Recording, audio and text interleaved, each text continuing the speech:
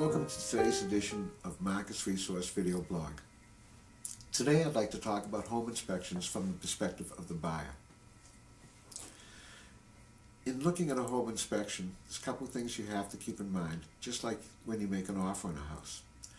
When you were negotiating the price of the house, I'm sure you and your agent decided there's a point where we're going to walk away. If it gets to this point, that's the walk-away point. Same thing is true about a home inspection. There has to be a point where you decide this is just more than I can take on and I need to walk away. But a lot of good transactions fall apart because people don't know how to look at an inspection, and sometimes they walk away from a house that really was a good house. So the most important message is prioritize. What are the safety items? Those are the items that you don't want to compromise. Those are the items that you do need to negotiate if they come up. Roof, foundation, plumbing, electrical.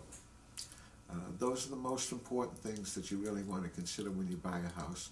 Of course, there are other things that will come in, mold, insect infestation, things like those will come up in the course of the inspection.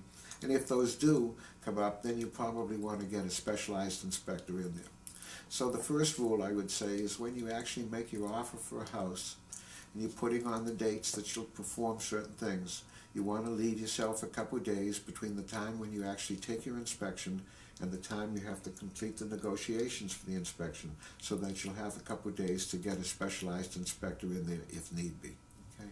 So again, before I walk into the house with a set of buyers, we go through and prioritize things on what I feel are important in inspection and also what they're looking to come out with the inspection.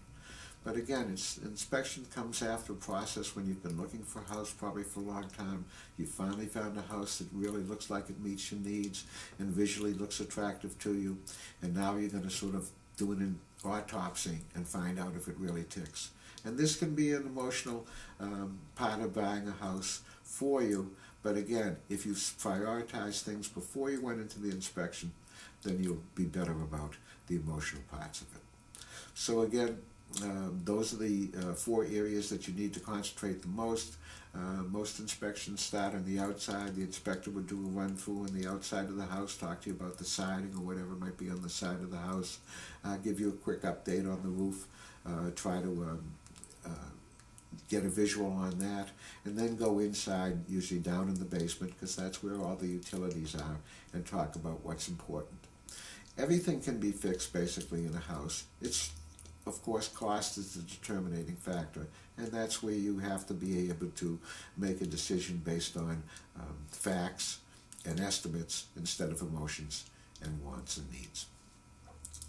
So again, prioritizing things, the electrical system, you want to make sure there's no evidence of knob and tube wiring, and you want to make sure that if it looks like work has been done, it's been carried on by a professional. And those are really the safety items to look at. Your home inspector is going to talk to you about the things that they can see. They're not going to open up any walls, so there's a certain amount of blind faith that goes into any inspection, but he will be able to look for telltale signs of mold, of insect, of water in the basement. Those are all important items that need to be addressed, but they're all items that can be fixed.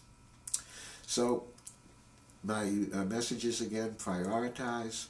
Go in with an open mind, try to leave the emotions at the front door, and make this a learning experience, and then with all the facts accumulated, you should be able to make a great decision.